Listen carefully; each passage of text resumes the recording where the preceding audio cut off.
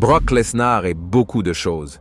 Une bête, un trash talker, un athlète de haut niveau et probablement l'homme le plus détesté de l'UFC. Vous voulez savoir pourquoi? Alors restez avec nous pour découvrir pourquoi Brock Lesnar est détesté par les autres combattants de l'UFC. Avant d'expliquer pourquoi les combattants de l'UFC ne supportent pas Lesnar, faisons un petit voyage dans le temps. Brock Edward Lesnar, né le 12 juillet 1977, était un lutteur universitaire à l'Université du Minnesota.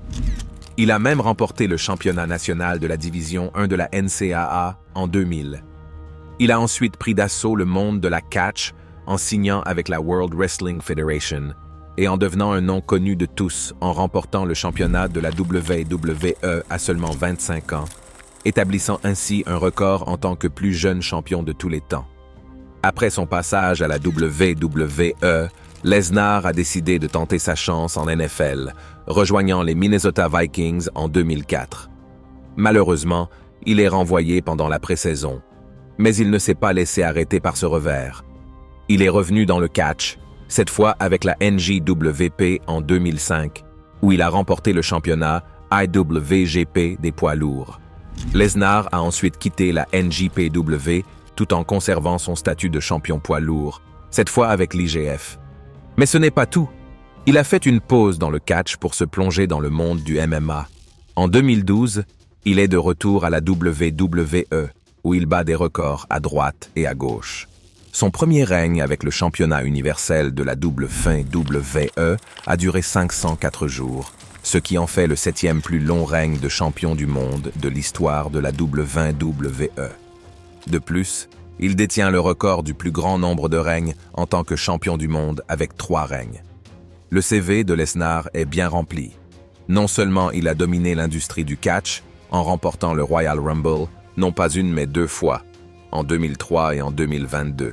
De plus, il a remporté le Money in the Bank Ladder Match en 2019, s'est emparé de la couronne de King of the Ring en 2002 et a été la tête d'affiche de WrestleMania à 5 reprises.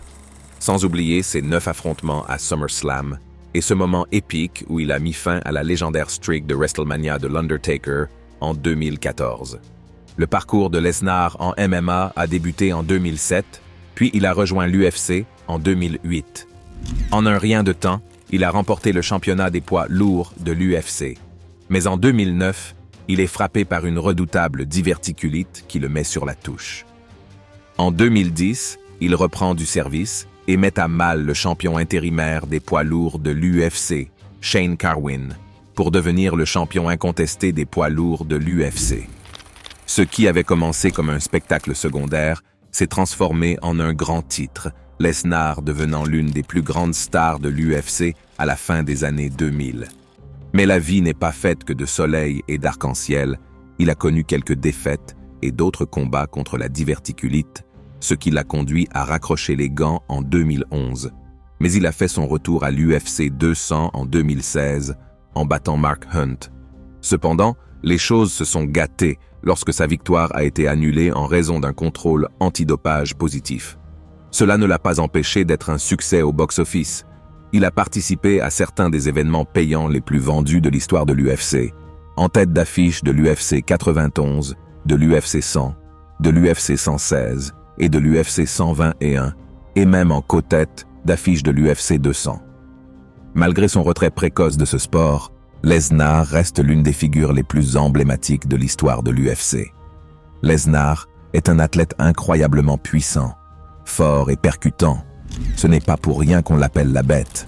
Cet homme qui était un catcheur fantastique a dominé le monde de l'UFC, ce qui signifie qu'il apporte un style que très peu de gens peuvent égaler. Mais il n'est pas vraiment apprécié au sein de l'UFC. Vous vous demandez peut-être pourquoi Brock est le combattant le plus méprisé de l'UFC. C'est peut-être parce que ses débuts ont fait sensation comme aucun autre combattant auparavant. Ou peut-être est-ce dû à son manque de finesse technique. Lorsque les gens doutent du rang de Lesnar parmi les poids lourds du MMA, ils évoquent son manque d'expérience. Avec seulement 7 combats à son actif, Lesnar affiche un bilan de 5 victoires et 2 défaites, ce qui lui vaut une certaine haine. Ou peut-être est-ce parce que le fait d'engager un catcheur professionnel comme Lesnar a été perçu comme une atteinte à la crédibilité de l'UFC, en raison de ses propos racoleurs et de sa personnalité dominante. Dana White et son équipe ont dû paraître un peu fous. C'est peut-être le cas, mais il y a aussi des combattants qui s'en prennent à Lesnar. Il suffit de regarder Chael Sonnen. Il pense que les victoires de Brock Lesnar sont dues à sa taille et non à ses compétences. Il est évident que Brock Lesnar est un grand gaillard. Il mesure 190 cm et pesait près de 120 kg à l'époque où il combattait à l'UFC. Son torse s'étendait sur 142 cm et ses biceps atteignaient 50 cm. Et sa tête? On aurait dit qu'elle avait été taillée dans du béton. Même dans un monde rempli de spécimens physiques, Lesnar était dans une ligue à part. Chael Sonnen n'est pas du genre à tourner sa langue dans sa bouche et il a clairement fait savoir qu'il pensait que Brock Lesnar, tout comme son ancien rival Anderson Silva, n'était pas si bon que ça. Sonnen n'a jamais hésité à donner son avis sur les combattants de MMA et sur tout ce qui fait la une des journaux. Après avoir raccroché les gants, il s'est reconverti en douceur dans le monde de la radiodiffusion, en animant plusieurs émissions sur ESPN et en dirigeant son propre podcast. Promoteur de grappling, analyste MMA, combattant à la retraite, il a pratiquement tout fait. Il a commencé son parcours en MMA en 1997, faisant des vagues à l'UFC dans les divisions des poids lourds légers et des poids moyens. Bien qu'il ait tenté de remporter des titres à l'UFC, il n'a jamais réussi à gagner un championnat majeur. Sonnen a également laissé son empreinte dans le World Extreme Cage Fighting, le Pancrase et, plus récemment, le Bellator MMA. Réputé pour sa langue acérée, il est souvent considéré comme l'un des meilleurs combattants à n'avoir jamais remporté de titre mondial majeur en MMA et est reconnu comme l'un des plus grands trash-talkers de ce sport. Sonnen et Lesnar ne sont pas étrangers au jeu de la promotion. Lesnar est un poids lourd du monde du catch, qui joue le rôle du méchant dans les milieux de la WWE et de l'UFC. À l'époque de l'UFC et même de leurs origines dans la lutte NCAA, Sonnen et Lesnar étaient tous deux des champions sur le tapis. Lesnar a remporté le titre de champion de lutte poids lourd de la NCAA en 2000 à Minnesota, tandis que Sonnen s'est imposé dans la conférence PAC-10 à Oregon. Lesnar et Sonnen se sont tous deux retirés du MMA, malgré les rumeurs selon lesquelles Lesnar était intéressé par un éventuel retour pour disputer le titre UFC des poids lourds. Sonnen a quitté le monde du combat après sa défaite contre Lyoto Machida au Bellator 222 en 2019. Malgré les prouesses marketing de Lesnar, Sonnen n'est pas convaincu par ses réalisations dans l'octogone. Dans son chat sur son concert Beyond the Fight YouTube, Sonnen a craché le morceau, affirmant que les victoires de Lesnar à l'UFC étaient principalement dues à son physique massif et non à ses talents de combattant. « Personne d'autre n'en parle », a déclaré Sonnen. « J'en parle pour essayer de prouver quelque chose. Lorsque vous avez Francis Ngannou, qui pèse 120 kg d'acier, et que vous le mettez face à Stipe Miocic, qui pèse 105 kg, il y a 15 kg de désavantage dans le bon sens pour Stipe. Brock Lesnar n'apprécie pas ma compagnie. J'ai côtoyé Brock et il a été un gentleman. Mais je peux dire qu'il préférerait être n'importe où ailleurs que chez moi. Mais ce que je dis à propos de Brock, ce n'est pas pour lui faire de l'ombre. Brock n'était pas un très bon lutteur. C'est vrai. Brock n'a jamais eu d'aspirations olympiques. Brock pesait 120 kg d'acier. Lors de la finale de la NCAA, il a affronté quelqu'un qui pesait 100 kg. Il y a une différence de poids de 20 kg. C'est une remarque juste de ma part, et cela irrite Brock. Mais j'ai raison. J'ai raison quand je le dis à propos de Francis. Qu'il ait raison ou non, cela n'a pas vraiment d'importance. Brock a encore gravi les échelons dans le monde du combat. Chael Sonnen n'est pas le seul combattant à dire qu'il n'aime pas Brock Lesnar. Mark Hunt est un autre lutteur qui ne chante pas exactement les louanges de Lesnar, mais Hunt a une raison assez solide pour justifier son opposition.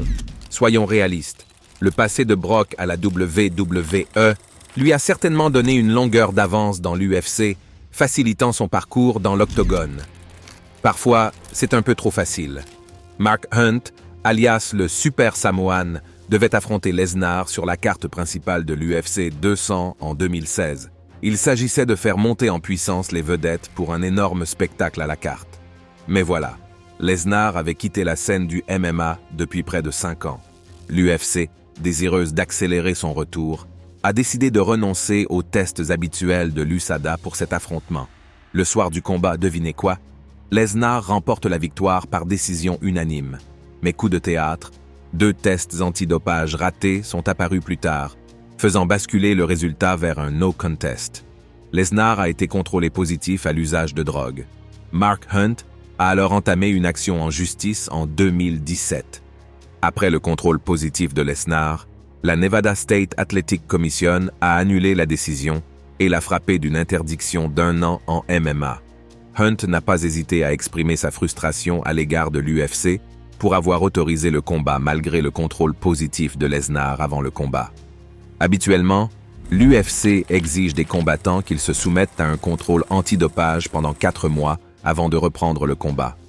Mais l'UFC a fait une exception pour le retour de Lesnar, en l'annonçant comme l'événement principal de l'UFC 200 le 4 juin, 1 mois seulement avant le pay-per-view du 9 juillet. Hunt n'a pas pris cela à la légère. Dans son procès, il accuse l'UFC, Lesnar et White de racket et de fraude. Par ailleurs, Lesnar a gagné la coquette somme de 2,5 millions de dollars pour le combat et la NSAC lui a infligé une amende de 250 000 dollars pour son usage de drogue. En revanche, Hunt a empoché 700 000 dollars. Avant d'intenter une action en justice, Hunt a tenté de négocier avec l'UFC en vue d'obtenir une partie de la bourse de Lesnar, mais cela n'a pas fonctionné. Selon lui, les sanctions ne sont pas assez sévères. Ce n'est pas qu'elles soient faibles sur le papier, c'est simplement que l'UFC ne les applique pas comme elle le devrait. Mais les choses ne se sont pas passées comme il le souhaitait au tribunal. Finalement, les décisions ont été rendues contre lui, la cour d'appel renversant la décision. Je ne vais pas mentir. Il semble assez injuste que Brock s'en tire avec une simple tape sur les doigts pour dopage. On peut penser que Mark Hunt et Chael Sonnen ont de sérieux problèmes avec Brock Lesnar, mais comparé à Frank Mir, ce n'est qu'une goutte d'eau dans l'océan. Frank a carrément méprisé Brock au point qu'il a probablement rêvé de le tuer.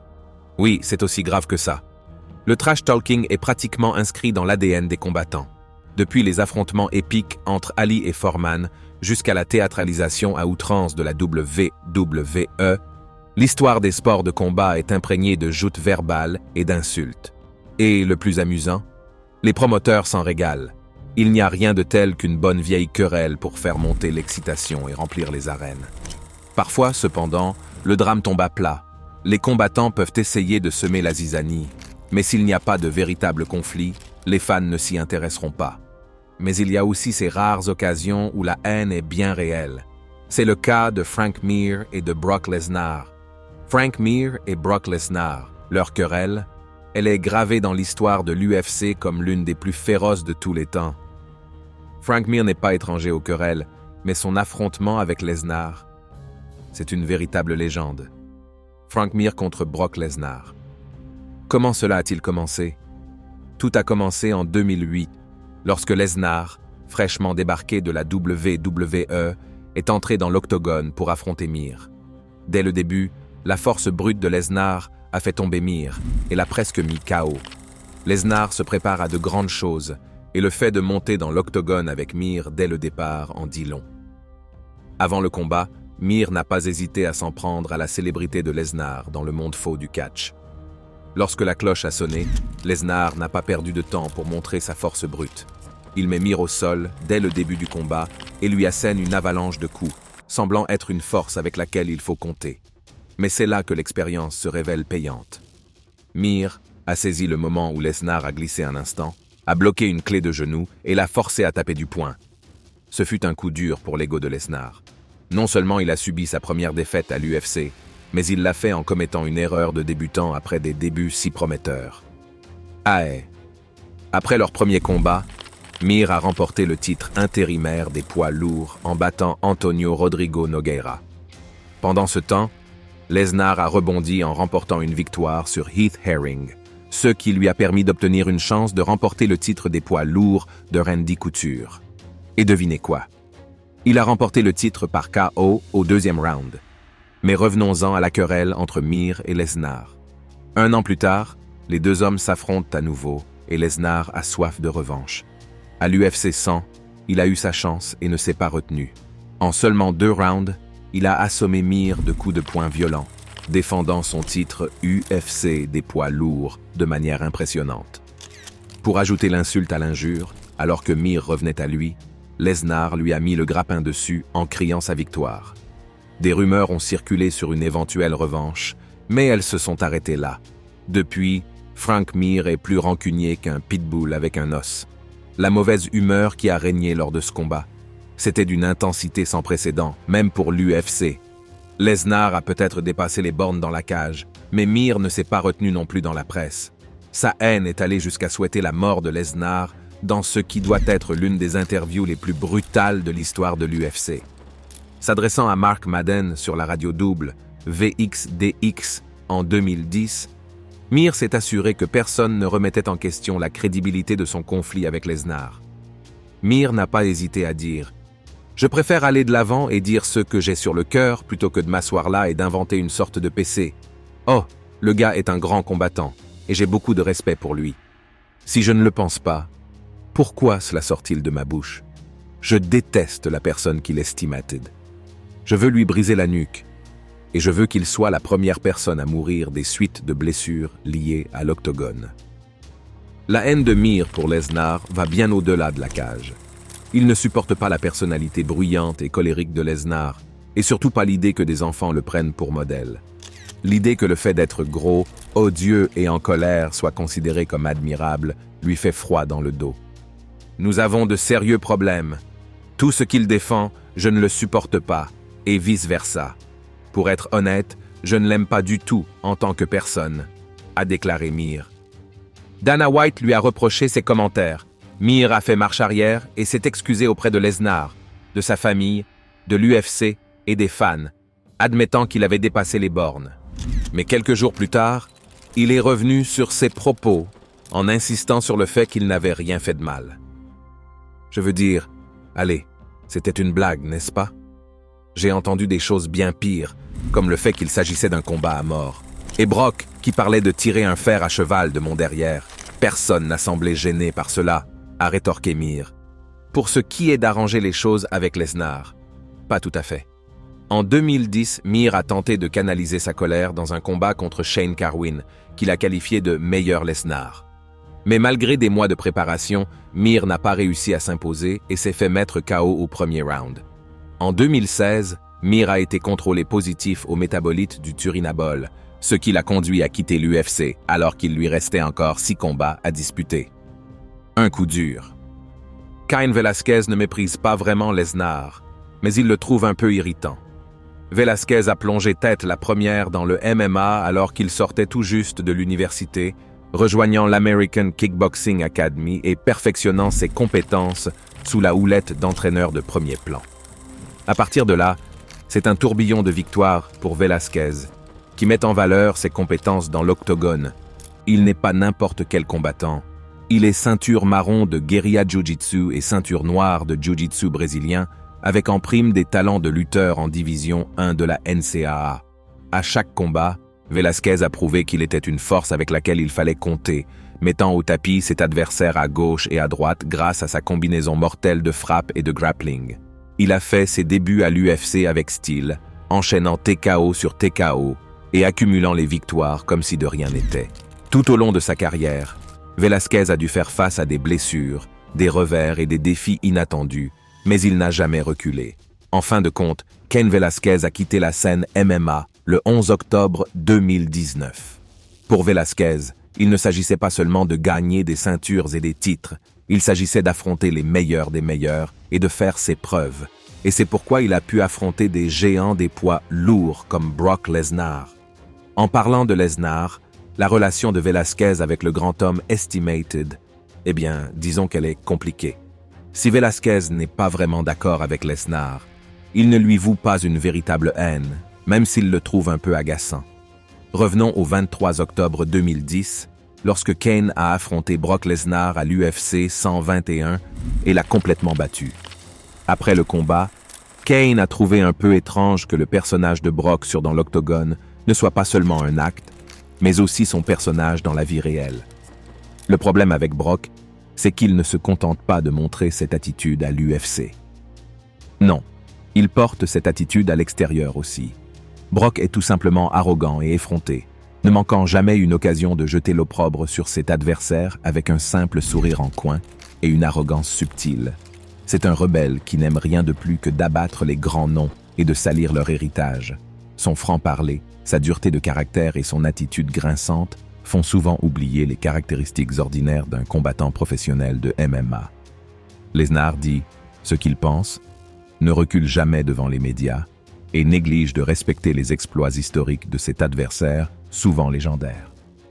Il n'est donc pas étonnant que les autres combattants ne soient pas ses plus grands fans, n'est-ce pas?